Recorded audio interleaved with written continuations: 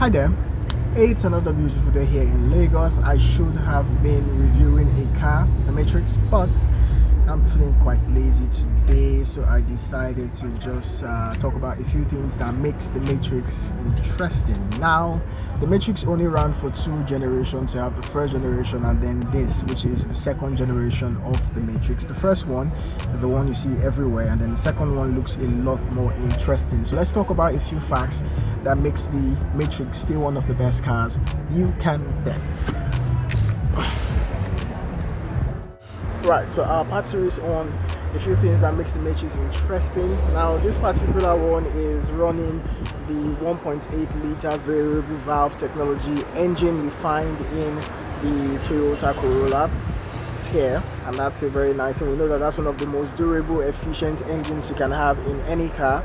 And number two, the Matrix can be had in either a front wheel drive configuration, or you can have it in an all-wheel drive configuration. We know that you can't have that in a Corolla.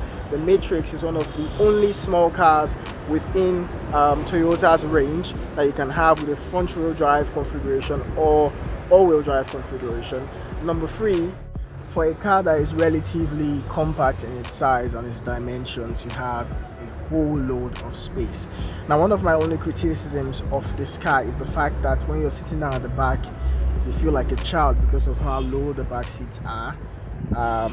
It's still the same thing here, but then Toyota found a way to make the front passenger seat a little bit much higher. You can actually bring it down or take it up, which is quite nice, and I find that it actually makes the driving experience a little bit more enjoyable, and you don't feel like you're sitting down low in the car if you're a short person.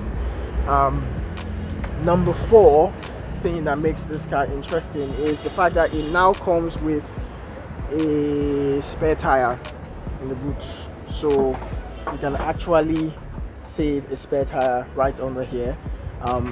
It kind of eats the boot space, but it's actually a trade-off. So you have a spare tire and you still have a wonderful boot.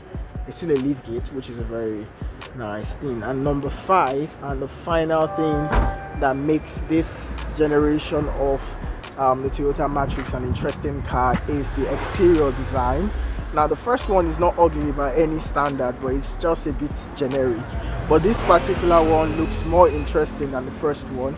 And if I was in the market to get a Corolla, I might just sacrifice and get this one because it looks more of a modern car than the first one. So those are the few things that I find interesting. The full review of this year's Toyota Matrix, this 2013 car, will be coming very soon, so stay tuned. We'll go into everything in detail. We'll go into the drivetrain, we'll go into the sitting position and all those things, and the exterior design, full blown in the full review. So we remain Purely Cars. Stay posted.